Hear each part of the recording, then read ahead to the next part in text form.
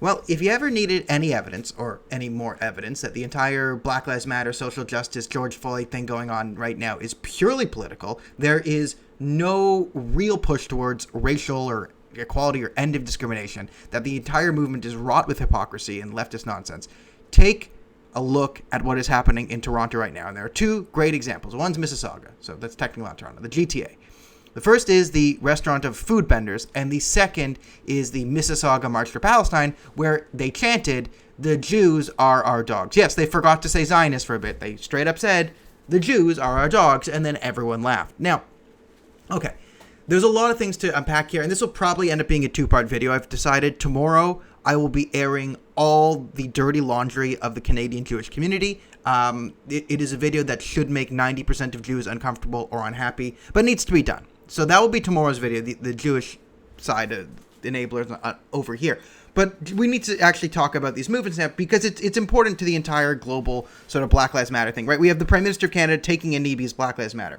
So the first thing, and for weeks, the Jewish community has been in battle with a restaurant called Foodbenders, and Foodbenders has put out, they have, all your standard anti-Israel, anti-Semitic tropes. Now, they are in flagrant violation of Canadian law. So here's where it gets into the hypocrisy thing. Now, I'm going to have my personal opinions and sort of the Canadian legal opinions here. Foodbenders is openly violating Canadian law. You cannot have, it's commercial discrimination. You cannot commercially discriminate against religious minorities and nationality. Foodbenders has put signs on its store saying, "No Zionist welcome." Now, you can argue about Zionism, and we can do that a bit later, but what you need to know, though, is Zionism is the right for the Jewish people's self-determination in the land of Israel. So, believing Israel's a right to exist is really nationalism. So, that essentially says no Jews allowed, for a few reasons. One, the Ontario courts have actually ruled that Zionism is a valid self-identification for the Jewish people, as over 90% of Canadian Jews self-identify as Zionists. Now, if it's not a Jewish identity, you sort of say, well, Zionism and Judaism are different. Well, you probably don't understand much about Zionism, or you're probably, part of Independent Jewish Voices or some such cult like that. Okay, whatever. We can have that argument. But then you can't say that it's not commercial discrimination against Israelis, which is a nationality. Then instead of saying, right, if you could say that it's like putting up a sign that says no Muslims allowed in your store. Or, no, it wasn't really a no Muslim store. It said, no Iraqis allowed in the store, right? Both are illegal under Canadian law. So this is in flagrant violation of Canadian law. All the standard, Israel kills 1 billion babies a day. She said 1,000 babies a day. Math doesn't bear that one out. Just standard lies, promoting lies. Now, I believe Uber's the only people who have actually said, okay, we're ending a business partnership for. But after weeks and weeks and weeks of this, the Jewish community is celebrating that finally the politicians, Michael Levitt, who is a problem in itself, and we'll go into Michael Levitt tomorrow, Doug Ford, who takes more money from anti-Semites than he does from Jews. So if you think Doug Ford's coming to save you, you're an idiot. You're an idiot.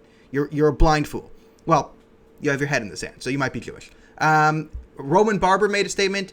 Roman Barber, again, is playing second fiddle to Michael Levitt. I don't know why Roman Barber couldn't have taken issue with this weeks ago. So now the politicians have finally decided, after weeks and weeks and weeks of anti-Semitism and violation of Canadian law, we're going to make a statement, and then it goes away. Now, I could bring up my, personal, Jewish history and story here, right? They're putting a sign, "No Zionists allowed." There actually was a time in the city. Now, I love Toronto. You've heard me talk about how the city is founded by an abolitionist. First of all, it's actually the St. Lawrence Market. The place founded by an abolitionist to be the center of democracy here, St. Lawrence Market. At the time my grandparents were growing up, I have 3 grandparents born in this city, 3 of them. At the time they were growing up, there were signs all over the St. Lawrence Market that said, "No dogs or Jews allowed."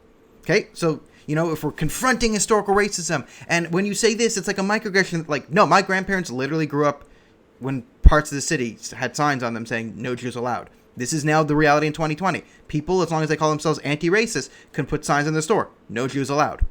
Where are the politicians? They've made a statement a week too late, and they will do nothing aside from that statement.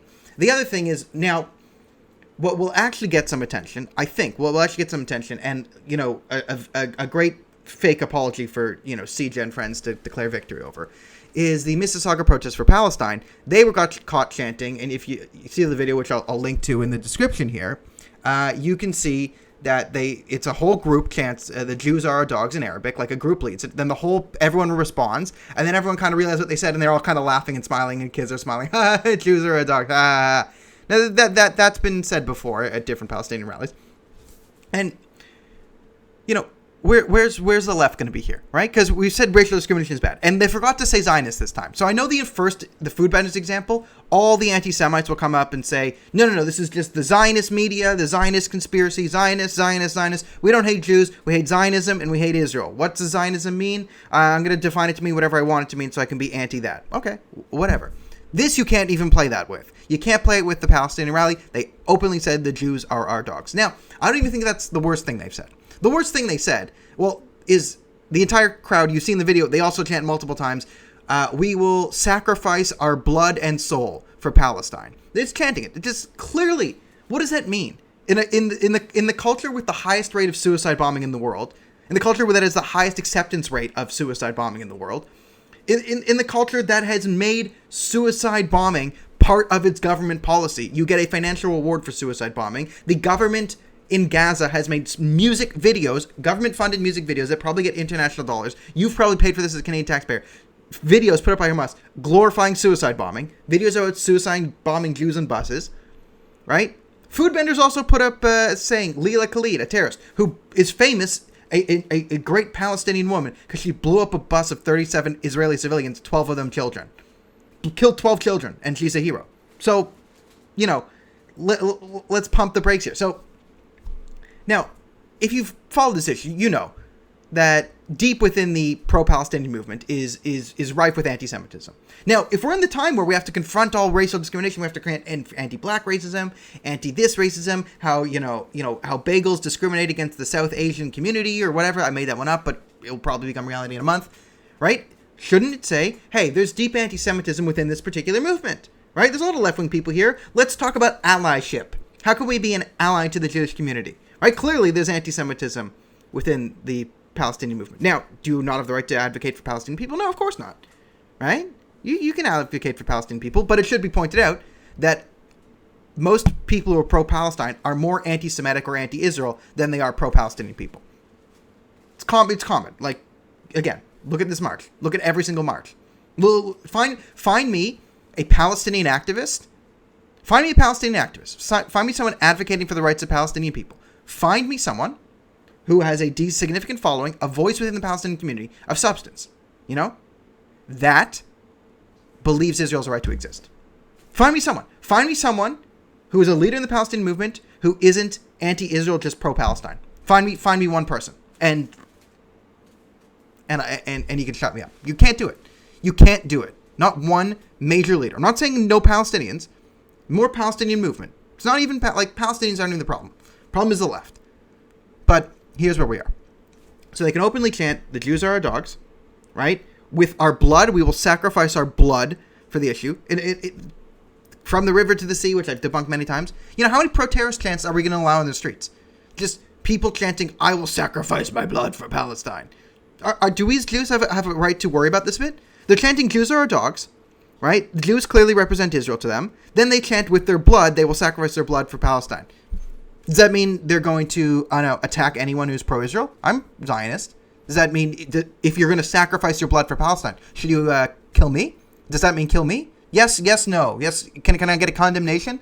Can I get an Iqra Khalid in here? Can I get Iqra Khalid to interpret this? How about an Omar Al-Ghabra? Omar Al-Ghabra, former leader of Palestine House. Can we get some clarifications here on this? Right? And no politicians have even said anything. It's been a couple days now. And we can't even get Omar Al-Ghabra or Iqra Khalid to say, don't say Jews are dogs. That's bad. But here we go. I'm going to hold my breath and wait for one left-wing politician who isn't part of the Jewish community and feeling direct pressure from his own community in the Jewish community. One left-wing politician to come out before a conservative politician and say, chanting that Jews are dogs is bad. I will wait. I will wait for Justin Trudeau. I will wait for Jagmeet Singh. I will wait for one left-wing politician to say, this is bad. And not only is it bad, but the intention behind this is also bad. This was not justifiable. This wasn't Palestinian rights gone wrong. This was actual anti-Semitism. I'll wait. And then what I won't wait for is the stupid response from the Jewish community that came out of this, that we will blast, absolutely excoriate and blast tomorrow. So if you want to know all the problems within the Canadian Jewish community and how we enable this to always happen to ourselves. That'll be tomorrow's video. Good luck, Daniel, getting a job in any sort of Jewish activism after tomorrow. But I don't care anymore.